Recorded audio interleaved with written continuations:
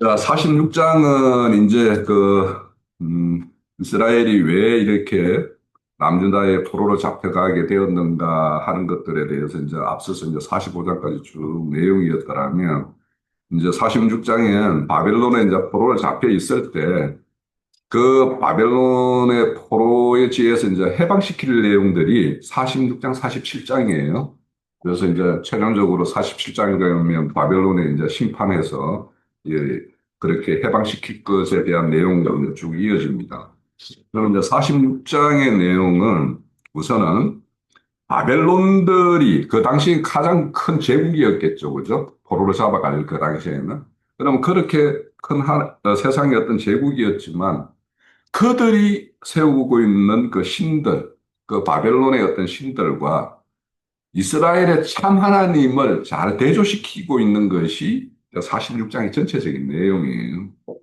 그래서 그런 내용으로 이렇게 살펴봐야 될 것이고, 또 이렇게 바벨 우상에 대해서 이제 그들은 스스로 그들을 구원도 이루지 못하지만 그 신들까지도 다 하나님의 심판에 의해서 넘어지고 퍼질 것이다라는 것과 대비해서 하나님은 하나님의 속한 자들에 대해서 변함없이, 예? 그러니까 태에 있을 때부터 출생해서 백발이 될 때까지 그에 대해서 다 이렇게 책임져 주실 것이다라는 내용과, 그리고 이제 모든 것을 하나님의 어떤 주권에 의해서 이렇게 다시 포로지에서 이렇게 해방시킬 것. 그래서 이제 동방에 나는 어떤 짐승을 이렇게 불러서 그를 통해서 이렇게 하실 것이다라고 하는 것들. 이런 내용이 이제 전체적으로 46장입니다.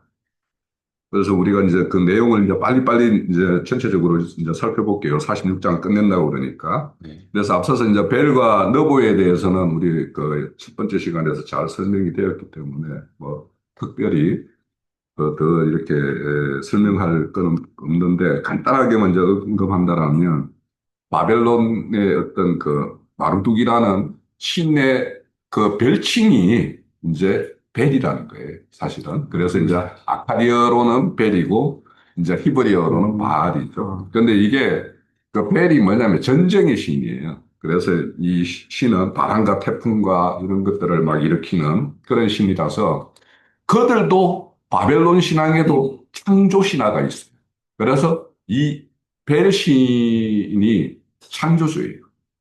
그들이. 그래서 바다의 신을 이제 이 벨 신이 다 이렇게 물리쳐서 새로운 창조와 질서를 이렇게 세웠다 하고 그들은 이제 그렇게 생각을 하는 거고 그 아들 노고는 이제 지혜의 신이에요. 그래서 지혜의 신이라서 그래서 그가 이제 아버지가 이렇게 창조한 것들을 아들이 지혜롭게 이렇게 다스리는 어떤 그런 것들. 그러니까 다윗과 솔로몬의 어떤 관계처럼 비슷해 보이기도 하고 성전을 짓는 문제에서 또 이제 우리 아버지 하나님과 아들 예수와의 관계와 비슷한 이런 그래서 창조 신화는 항상 그런 비슷한 모양이 있어서 어떤 사람들이 그런 어떤 바벨론의 어떤 신화를 먼저 이렇게 접하거나 이집트의 그 저기 애굽의 어떤 무슨 그런 신들의 어떤 그 이야기나 이런 것들을 먼저 접한 사람들은 성경의 이야기가 다 그런 어떤 창조 신화의 모형이고 모방이구나 해가지고 이것도 다 그거와 동급으로 취급을 해버리는 거예요. 그래서 먼저 이렇게 다른 이야기들을 접하는 것이 그런 어떤 선입견을 줘가지고 우리의 성경에 기록된 말씀들을 그와 동등히 취급해서 그것을 이렇게 멀리하게 되는 아주 한 어떤 그런 것으로 빠지게 되는 경우가 봤어요. 저 예전에 이제 그 수원교회에 이를 때 그게 건데 이름도 이제 까먹었는데 그 친구 같은 경우가 그분이 이렇게 그런 책들을 좋아해가지고 미리 그런 책들을 너무 많이 읽은 거예요. 음, 읽어놓으니까 성경이 그 내용과 너무도 유사한 거예요. 그러다 보니까 뭐 수많은 어떤 신화와 똑같은 이야기를 기록한 게 성경이네 이렇게 하니까 성경이 이제 안 믿어지는 거예요. 그래서 하나님은 항상 가짜를 먼저 보내요. 그렇죠. 예? 가짜를 보내고 진짜를 뒤에 보내는 거예요. 그러니까 가짜에게 너무, 걸리는 것들은 다 하나님은 먼저 가짜를 보내서 걸릴 걸 걸리고 그렇게 하시는 게 이제 하나님의 어떤 이 일을 행사를 하는 것이다라고 이렇게 하시면 되고, 아까 이제 앞서 이제 일부 시간에 그 왕들의 이름에 그 벨이 들어가고 너보가 들어가고 뭐 이렇게 하는데, 그 벨이라는 거는 뭐 주여, 뭐 주인 이런 뜻이라면, 너보라는 것은 우리 그 애언이나 선지자 이런 것들을 찾아보면 나바, 나보 뭐 이런 말로 이렇게 그 나비 이렇게 기록하고 있어요. 그래서 이 너보라는 거는 애언하다, 계시하다 이런 뜻을 가지고 있어요.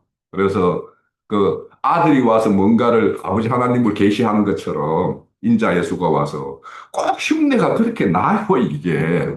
그렇지. 그래서 이제 인도부라는 이름들, 그리고 벨이라는 이름들을 사람 이름에 쓰는 거는 그 신의 어떤 보호를 받는 어떤 다른 어떤 측면도 있지만 인간이 신이 되는 어떤 그런 어떤 사상도 사실은 깔려 있는 거예요. 그래서 벨사살이나 느부갓네살이나 이런 왕이 스스로 실상은 그들의 어떤 신을 섬긴다 하지만은 자기를 신격화하는 그건 똑같거든요. 그래서 인간의 어떤 우상은 항상 뭐냐면 자신들은 말로는 자신들의 어떤 뭔가 생기는 어떤 신이 따로 있는 것처럼 말하지만 실상은 자기가 그 신인의 자리에 딱 앉아가지고 행세를 하는 것이 이런 어떤 그런 걸 이렇게 우리가 여기를 통해서 볼 수가 있고 그 이절에 보면 일제히 구부러져 엎드려져 짐이 될 것이다 이렇게 말을 하죠. 그러니까 이들이 바벨론의 어떤 신들이 그걸 다 이게 이제 베리나 너머를 다 돌에다 새겼다고 그래요, 이들은. 그래가지고 그것들을 이렇게 뭐냐, 기념한 날에는 수레에다 싣고 이렇게 우리 오늘날 보면 국군 행진을 하듯이 이런 열병식을 했다라는 거예요. 그러니까 수레에 짐이 돼가지고 실려 다니고 이런 말이 이제 1절에 나오는 거예요. 근데 2절은 뭐냐 하면 너희들이 그 섬기는 신이 이제 바사 고레스를 세워가지고 그 신들이 다 짐이 되어서 그렇게 다 사로잡혀 갈 것이다라고 말을 하고 있는 거예요. 그러니까 그래서 그들은 그 사로잡혀 갈 때도 짐승의 짐이 되지만 그들이 이제 바벨론은 그 신들이 자신들을 이렇게 구원할 것이다라고 생각하지만 그들 신 스스로도 구원하지 못하는 거다라고 하는 것들이 이제 2절의 말씀이에요. 그래서 1, 2절은 그들이 섬기는 우상의 어떤 실상에 대한 이야기라면 3절, 4절은 그와 대비되어서 이스라엘의 참 하나님은 어떤 하나님인가 하는 것을 이제 대비시켜서 이제 3절, 4절에서 말하죠. 3절에 보면 이제 앞서서도 했지만 배에서 나무로부터 내가 안겼고 배에서 나무로부터 내게 업혔다 너희들은 그리고 이제 사절에 보면 너희가 늙기까지 내가 그리하겠고 백발이 되기까지 내가 너희를 품을 것이라 이렇게 말씀하는 거는 이제 여기에서 보면은 과거에 태어서부터 난 거, 이거는 또 과거사일 거고, 지금 업혀 다니고, 장래에 늙기까지, 백발이 될 것까지, 그러면 과거, 현재, 미래까지, 뭐 이런 것들을 봐가지고, 과거의 죄, 현재의 죄, 미래의 죄까지 다 사해줬다, 뭐 이렇게 말할 수도 있겠죠. 그런데 이제 하나님은 하나님의 어떤 자녀에 대해서 출생에부터 시초부터 그 마침에까지 다 이렇게 시종을 알고 그 시종을 다 이렇게 책임져 주시는 분이다. 이런 말씀으로 이제 우리가 이 말씀을 이해하면 될 것 같은데 그러니까 앞서 이제 일부에서 잘 설명이 됐지만 우상은 인간들에게 짐이 되지만 하나님은 오히려 믿는 자들을 이렇게 얻고 응? 우리가 하나님의 짐이 되어서 이렇게 살아가는 인생이다라는 것과 전혀 이제 그러니까 정반대의 어떤 그런 거죠. 그래서 우리가 여기에서도 이제 아까 이제 언급됐지만 마태복음에 짐진 자들아 내게 오라 이렇게 말씀하는 거죠. 그러면 무슨 짐을 지고 있느냐?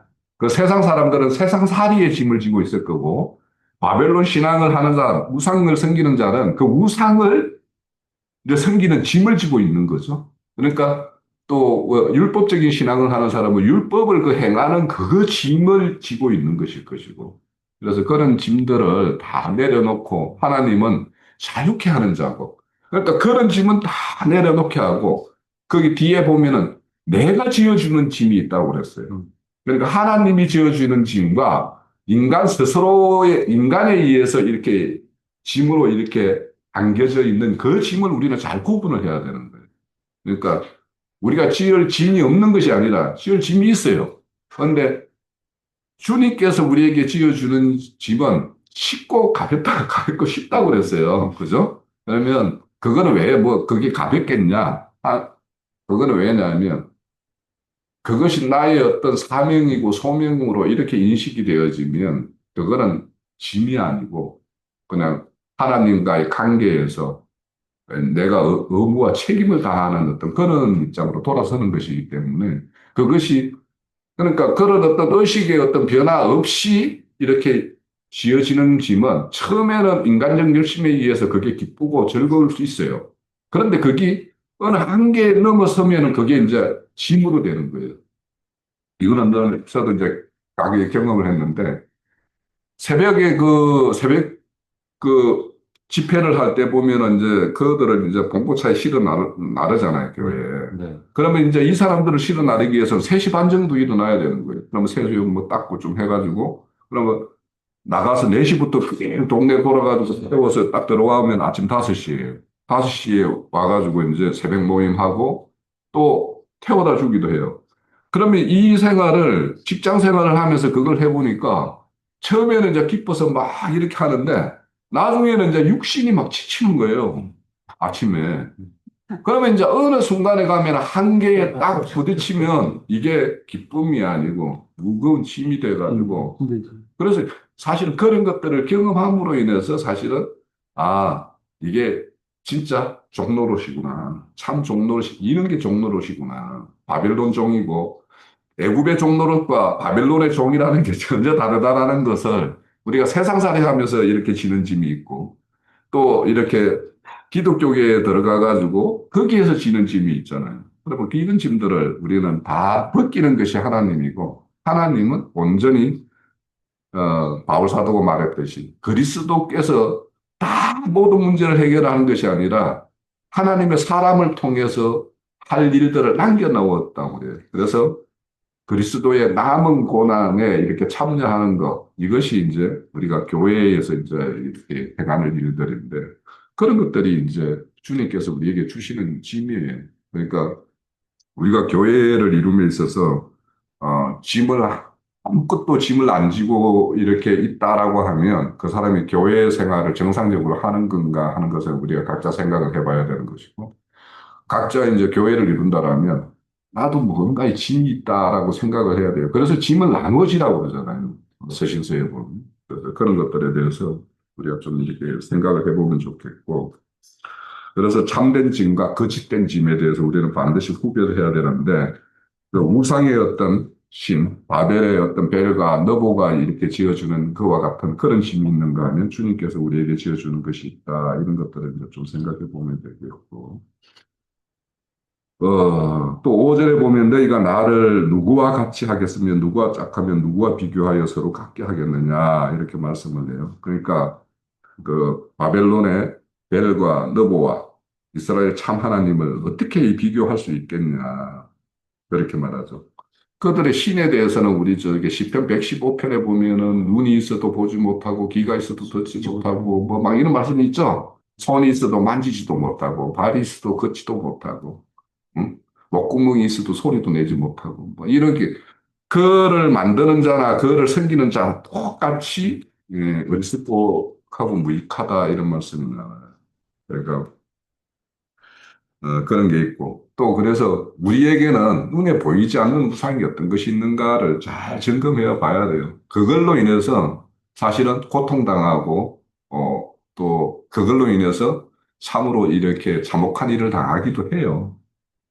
뭐, 역시 그런 거에 대해서 예외라고 할 수 없어요. 참 경험하고 있고, 그런 걸로 인해서 이제, 하나님이 이런 것들을 통해서, 그 바벨론의 우상들이 이렇게 다 거꾸러지고 엎어지듯이, 우리 마음속에 그런 우상이 있으면 그걸로 인해서 우리 스스로가 얼마나 고통당하고 힘겨운 어떤 시간들을 이렇게 보낸 그런 사건적 경험들이 각자 있지 않는가 생각해 보면 동의가 되죠. 아까 이제 박영재 말씀 들으면서 참 그렇죠. 그렇죠. 많은 동의가 됐어요. 6절에 보면 그들의 주머니에 금을 쏟으며 은을 저울에 달아 장색에게 주고 신상을 만들게 하며 그것을 엎드려 경배하며 이 일을 지금 여기에서는 보이는 뭔가 금과 은으로 이렇게 뭔가 신상을 꾸미고 하는 일이 있는데 이것들을 우리가 과거에 어, 기독교계에 있을 때 이 짓 많이 했잖아요, 사실. 그래서 금도 달아주고, 은도 달아주고, 응? 그, 여기, 저기, 상색하는 사람이 누구겠어요? 있겠죠? 예? 그렇게 해서 우리 마음속에 그렇게 신상을 이렇게 섬기고 다니다가, 아, 이거는 아닌 게 비어 해가지고 다들 튀어나온 사람들이 여기 모여 있는 거 아니에요. 그래서 이런 것들도 보면, 말씀을 보면, 우리 지난주 우리 금요일 날 집회 볼 때, 이사야서 55장에 보면은 양식이 아닌 것에 대하여 네가 은을 달아주고, 배부르지 못할 것에 대하여 수고를 하는 그런, 그, 악한 길을 행하는 자, 거짓된 생각을 가진 자, 뭐 이런 걸로 이렇게 말씀하는 부분 있잖아요. 똑같아요, 그러니까. 그러니까 사실은 거짓인데, 거짓인지 분별하지 못하면 거기 참말로 여겨졌으니까 거기에 아직도 있는 거고 그 생활을 하고 있는 거 아니겠어요. 그런데 이제 그거를 이게 거짓이구나라고 아는 사람은 그 짓을 할 수가 없는 거죠. 거기에. 네. 그래서 이제 이런 것들을 말씀하고 있는 거고 그것들 들어 어깨에 매다가 자기의 처소를 두면 그에 서 있고 거기에 능히 움직이지 못하며 그들에게 부르짖어도 응답하지 못하며 고난에서 구하여 내지도 못한다. 이런 말씀, 이제 우상에 대한 어떤 실상을 말하는데, 우리 이제 이런 것들을 보면, 우리 이제 사무엘상 3장에 보면, 엘 제사장의 그 불량자 두 아들이 있었죠. 네. 홈리와 홈리와 비나스가 있죠.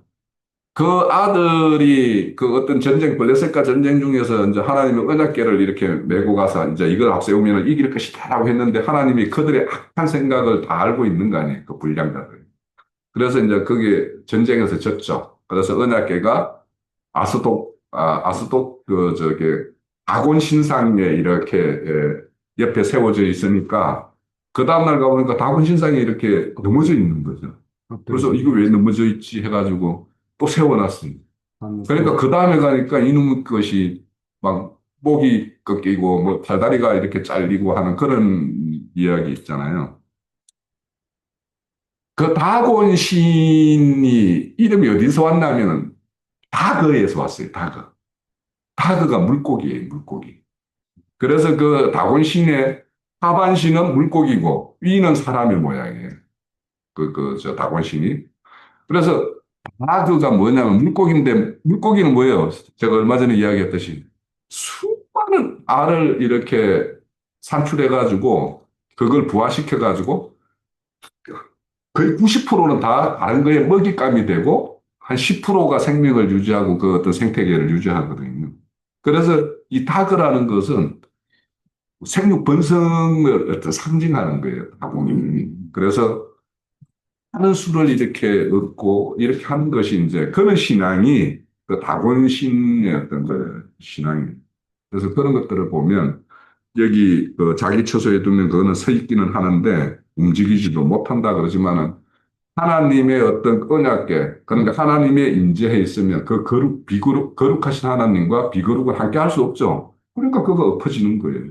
그러니까 지금 이스라엘 백성들을 그들에게 하나님이 징계차 바벨론의 손에 붙였지만 그들이 바벨론이 하나님의 뜻을 알지 못하니까 이를 굉장히 학대해요. 47장에 가면 그들에게 잔인하게 했고 뭐 학대를 했고 이런 것 때문에 바벨론을 이제 징계하는 걸로 동방의 독수리를 불러서 그들을 이제 심판하는 내용으로 이제 이어질 건데 그런 거예요. 그래서 우리가 이제 이런 무상을 섬기는 자들은 그들은 아까도 뭐 보면은 간인하고 뭐 불쌍히 여기지 않고 막 이렇게 했는데 그 라함이라는 걸 아까 이제 말씀 들으면서 내가 참 생각이 나요. 그거 한번 전번에도 여기에서 한번 다뤘던 것 같은데 라함이라는 단어가 원래 뭐냐면 뭐 태를 말해요. 태. 어머니 태에 아이가 어머니 태에 이렇게 온전히 보호하고 있는 그 상태를 국률이라고 하는 거예요. 그러니까 우리가 국률이라는 말을 그냥 단순하게 불쌍히 여기는 것이 아니고 하나님의 어떤 불쌍히 여기는 것은 그 작은 생명씨가 잉태되었을 때 그 생명을 전에 이렇게 정상적으로 이렇게 성장할 수 있게끔 보호하고 감싸고 하는 그 자체를 하나님의 국률이라는 뜻이에요. 그러니까 단순하게 뭐 불쌍히 여기고 이런 것이 아니고, 그래서 아까 그 뭐 두 여인의 이야기, 뭐 저 솔로몬의 재판. 그러니까 그 어머니가 그 어떤 생명을 보호하기 위해서 자기가 이렇게 그런 것들이 국률이라는 거예요. 그러니까 우리가 국률이라는 말을 쉽게 쓸 수 없는 말이에요. 이거는 하나님만 어째 보면 할 수 있는 건데, 그래서 이제 제가 우리 창세기에도 요셉이 하나님의 국률에 의해서 형제들에게 그 팔려갔지만 애굽의 그 뭔가 총리가 되는 데까지 그 국률함에 의해서 보호되고 그렇게 성장이 되었단 말이에요. 그래서 이제는 그 가나안에 있는 그 형제들이 애굽에 내려왔을 때 요셉이 이제 그 국률을 베푸는 자가 됐잖아요. 그죠? 그들을 보호하고 지키는. 그래서 하나님의 어떤 그 국률이라는 것은 그렇게 하나님에 의해서 그런 지킴과 보호와 그래서 온전한 생명으로 성장한 자만이 다른 누구를 보호하고 지키고 성장시키는 일에 하나님의 어떤 참 동력자가 될 수 있는 거라는 걸 우리한테 보여줘요. 그거. 자, 8절에 보면 너희는 이 패역한 자들아 이 일을 기억하고 할 때 이 일이라는 것은 앞서서 우상의 흥과 하나님의 온전하고 신실한 돌봄, 이 두 가지 일을 잘 대비시켜서 이 일을 잊지 말으라는 거죠. 그러니까 우상은 잠시 잠깐은 우리를 지켜주는 듯하고 뭔가 보호해 주는 것 같지만은 그것은 그 자를 속이고 거기에 완전히 붙들어 주기 위해서 잠시 잠깐은 뭔가 그런 어떤 보호의 기능을 할 수 있지만 궁극적으로는 그거를 완전히 어, 탈취하기 위해서 하는 것이고 하나님의 보호는 아까 말씀 앞에서 있었던 대로 태에서부터 백발이 될 때까지 이렇게 신실하게 지켜주시는 것이다라는 거예요. 이런 일을 기억하라는 거예요. 그러니까 어, 그래서 항상 이 일은 이제 더 대표적으로 하는 거는 뭐냐면 앞서서는 이제 과거의 일, 너 애적에 하나님께서 행한 일을 너 기억하라 이런 말은 애굽에 종되었을 때 그들을 그 바로의 어떤 그 막강한 권력과 그런 것들을 다 하나님께서 하나님의 능력에 의해서 다 제압하고 너희들을 이렇게 해방시키지 않느냐.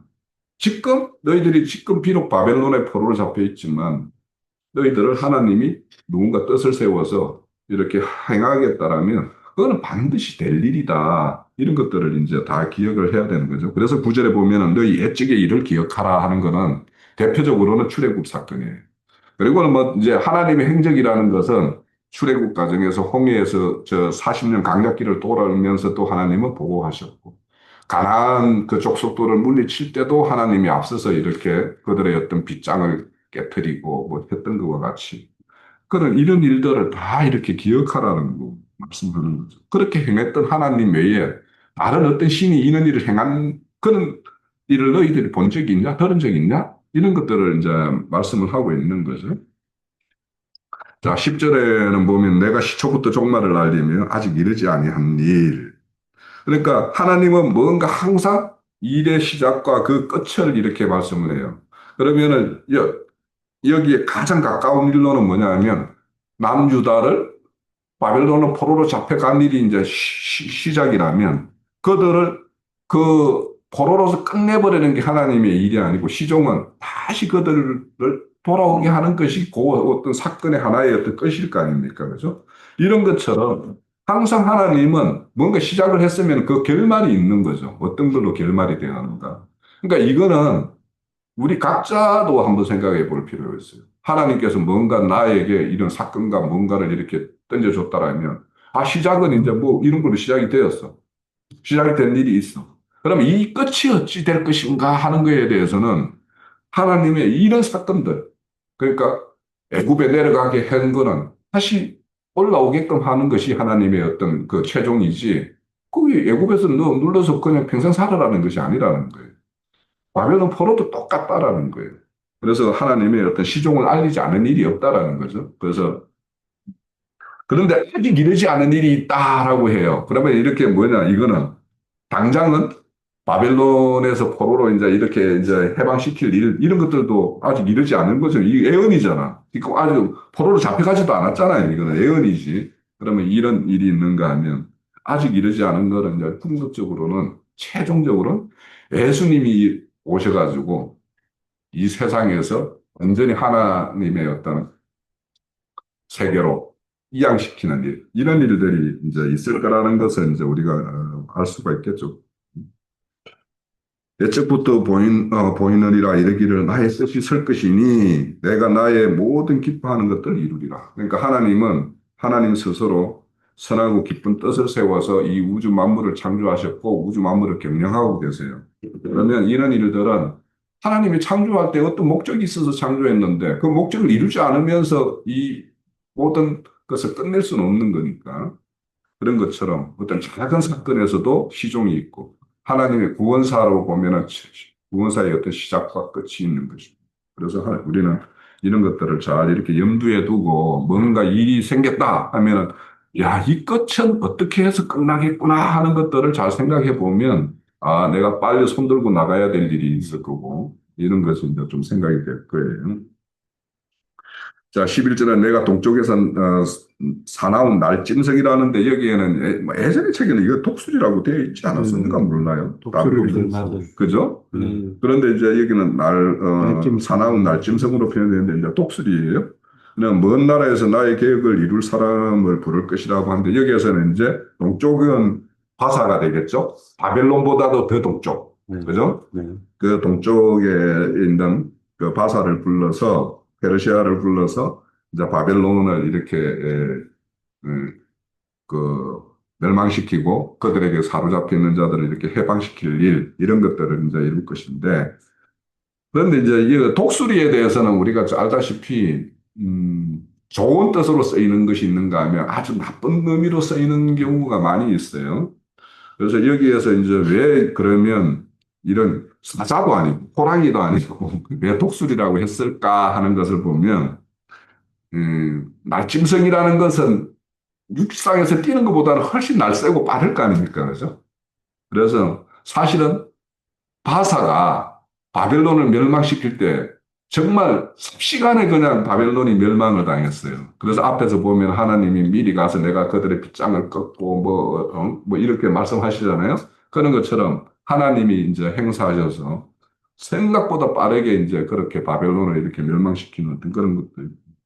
독수리는 저 사실 이제 이런 영상에 보면 독수리들이 이렇게 뭔가 산염소나 막 이런 것들 사냥하는 거 보면 그냥 위에서 탁 째려보다가 모든 정세를 딱 파악하고 있다가 그냥 순식간에 이제 이렇게 덮쳐가지고 그것들을 뭐 이렇게 언덕에 있는 막 아주 그 돌부릉에 있는 것들을 이렇게 보면은 그것들을 이렇게 날아가면서 막 다른 돌에다 막 쳐가지고 기절시켜가지고 그런 것도 보이더라고. 그러니까 아주 그 강력한 예상치도 못하는 그런 어떤 도구 그런 것들을 이제 상징해서 이제 독수리라고 이렇게 이야기할 건데 독수리는 또 나쁜 의미에서도 많이 쓰여요. 긍정적으로 쓰이는 점도 있고, 특별히 이제 하나님이 이제 출애굽을 시켰을 때, 그 출애굽 19장에 보면 독수리에서 업어다가 너희들을 이렇게, 애굽에서 이렇게 옮겼다라고 하는 그런 것들을 표현해도 있고, 또 이제 하나님이, 자기 백성, 자기 민족을 이렇게 보호하는 것을 독수리가 새끼를 보호하는 것과 같이 너클대는 뭐 이렇게 독수리 집을 이렇게 위에 이렇게 너풀대는 이런 표현도 이렇게 했어요. 그러니까 그런 어떤 긍정적인 면이 있는가 하면 아주 심판의 도구로서 이렇게 오늘 같은 경우는 이제 심판의 도구로서 이렇게 설명시키는 것이 이제 있고 또 이 독수리 아까 보면은 어미를 조롱하고 아비를 조롱하고 뭐 하는 자는 골짜기에 까마귀가 어떻게 하고, 뭐, 독수리 새끼가 뭐 이렇게 멸할 거다라고 하는 것처럼, 이런 심판의 도구죠. 그런 부분을 이렇게 등장시키는 말씀이죠.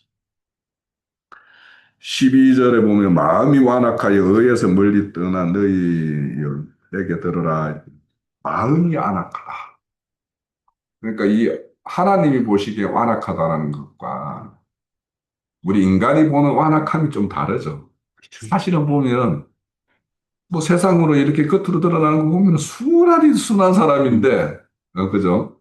그런데 좀처럼 뭐 이런 하나님이나 교회에 대해서는 좀처럼 이렇게 뭔가 어, 생각이 없는 사람들, 이런 사람들 참 많잖아요. 사실은 그런 사람들이 더 완악한 거예요. 사실 하나님 입장에서 보면 오히려 막 이렇게 전도해서 교회로 나오는 사람은 오히려 막 이렇게 전도할 때 하나님에 대해서 욕하고 하는 사람들이 오히려 쉽게 깨닫거든요.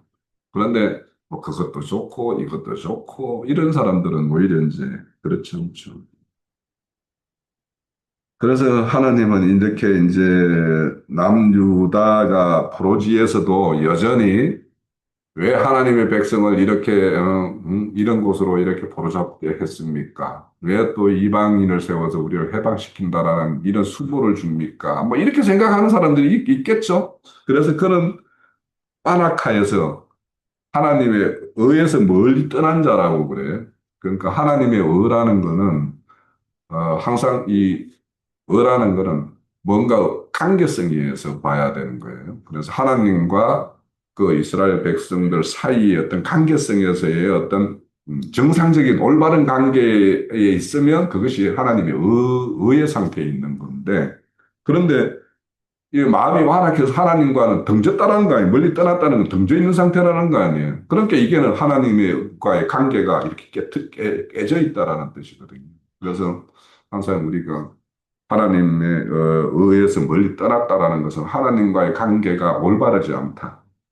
그래서 우리가 불이다, 의다라고 하는 것은 저들이 뭔가 교회에 모여서 예배당에 모여서 주여 주여 주여 하지만은 하나님과의 관계가 정상적인 관계가 아니면 그것이 불의인 거예요. 그러니까 이게 불의와 의라는 거를 우리는 이런 어떤 관계에서 잘 이렇게 네, 해야 돼요. 그래서 13절에도 보면 내가 나의 의를 가깝게 할 것인저 내가 나의 의를 가깝게 한다라는 것은 이제 이거 참 가깝게는 하나님은 고레스를 이렇게 심판의 도구로 이렇게 딱 세워서 하는 거는 이렇게 고레스가 심판의 도구로 이렇게 사용될 때는 하나님과 고레스 사이에는 반듯한 의의 관계가 있는 거죠.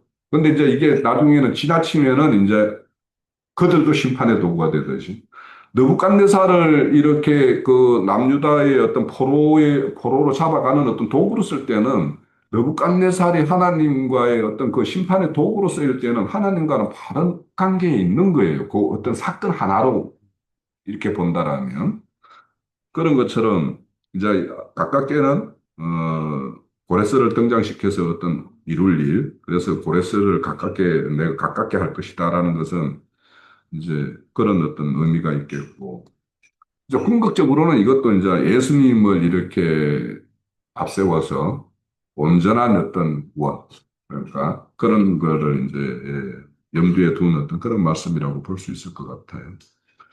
멀리 것이 이제 그것이 멀지 아니할 것이다. 이렇게 보면 하나님의 그러니까 남유다를 심판하고 그들을 또다시 해방시킬 돌아오게 하는 일, 이 모든 일이 그렇게 멀지 않은 일에 있을 것이다라고 이렇게 말씀을 하는 거예요.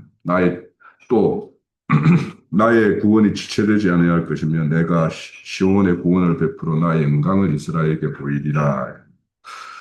자, 그래서 우리가 이런 나의 의를 가깝게 할 것이라고 말씀을 할 때 하나님의 이제 의가 우리를 이렇게 찾아왔을 때 예? 이거는 내가 뭔가 하나님 앞에 범죄했으면은 그거는 심판으로 드러날 것이고 거기에서 회개하고 돌이키면 하나님이 이제 관계를 회복시킴으로 인해서 이제 하나님과의 어떤 화목으로 드러날 것이고 그래서 이런 의라는 것을 우리는 뭔가 사건이 이렇게 일어나면 아 하나님의 어떤 의가 나에게 왔구나라고 생각하고 이것이 이게 의로 시작해서 의로 맺기 위해서는 내가 아, 여기에서 돌이켜야 되겠구나 뭔가 돌이킬 일이 있구나 이렇게 가는 것이 그 찾아온 의를 내가 잘 이렇게 받아들이고 맞이하는 것이 될 것이고 그런데 하나님의 뭔가 그런 의가 왔는데 그것을 내가 돌이키거나 뭔가를 그 뜻을 헤아리지 못하면 이게 의로 시작해서 나의 어떤 불의로 드러나게 되는 그런 말이죠. 그래서 우리가 이런 것들도 우리가 잘 생각해서 뭔가가 오면 이것이 나의 어떤 구원의 사건이라고 잘 이렇게 봐야 되는 거예요. 그러니까 하나님이 구원한다라고 하니까 내가 공경에 있을 때 손 뻗어서 나를 거기에서 건져내는 것만 구원이라고 생각하면 안 되는 거예요.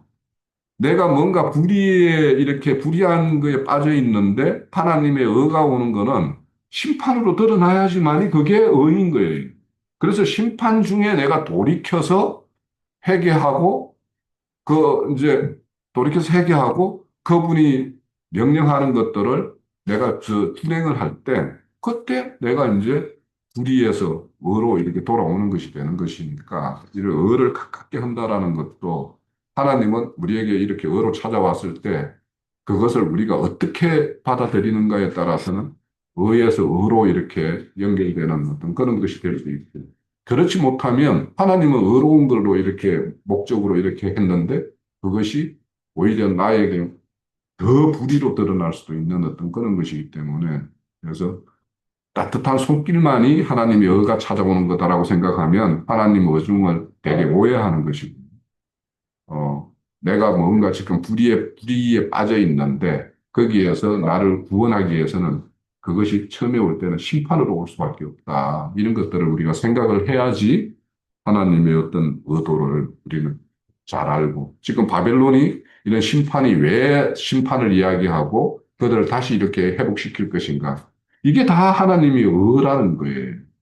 그래서 우리가 하나님의 의를 오해해서 하나님은 늘 우리에게 좋은 것만 이렇게 주시는 그런 분이라고 생각하면 그거는 유아적인 어떤 아까 바벨론 신앙 수준인 거고 뭐 하나님은 오히려 그 따끔한 질책과 이런 걸로 이렇게 올 수 있다라는 것을 생각을 해야지 우리가 이제 이 이사야서 지금 계속 남여자를 심판하고 다시 이렇게 회복시킬 말씀에 대한 온전한 이해가 아니겠는가 이렇게 이해를 하십니다. 네, 마칩니다.